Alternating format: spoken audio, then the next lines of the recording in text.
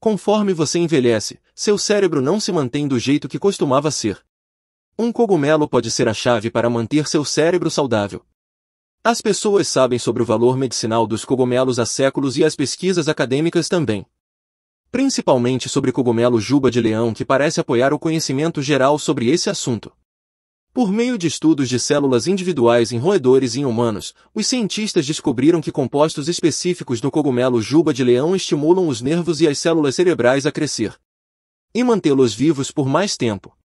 As diferentes células em seu corpo, incluindo neurônios e outras células cerebrais, crescem e sobrevivem graças ao trabalho de fatores de crescimento nervosos.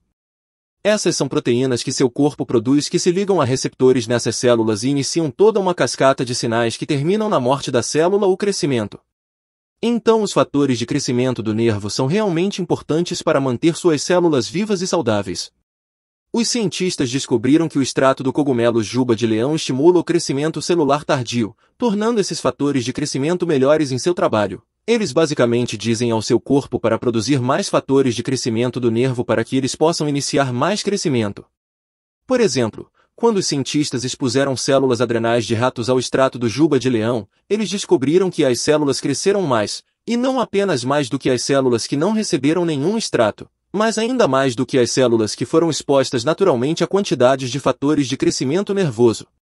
De modo que o extrato do cogumelo estimulou o crescimento nessas células melhor do que em um rato vivo saudável. E isso acontece porque eles estimulam a atividade nesses fatores de crescimento nervosos e os imitam usando compostos chamados aricinonas para produzir crescimento semelhante.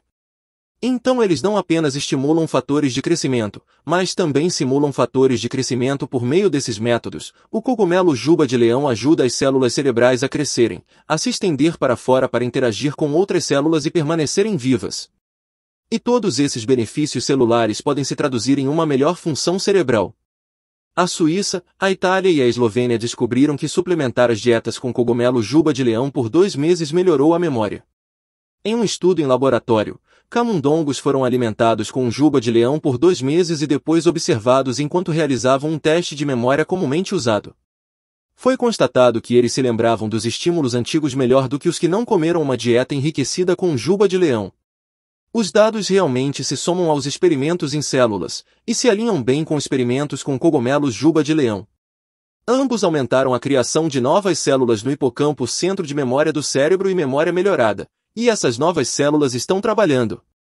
O mesmo estudo descobriu que o consumo do juba de leão também foi associado a células cerebrais no hipocampo sendo mais ativas e liberando mais neurotransmissores para que as células cerebrais não fossem apenas crescendo, mas para crescer, alcançar e se conectar com mais células, se comunicando ativamente mais com outras células, além de aparentemente melhorar o crescimento na comunicação.